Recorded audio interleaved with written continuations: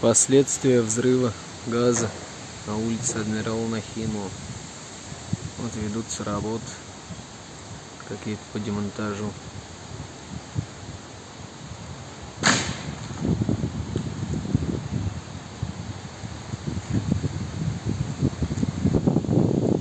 Весь дом эвакуирован, 2 крайних подъезда только разрешили эксплуатировать. Света нет, есть газ и вода, и все.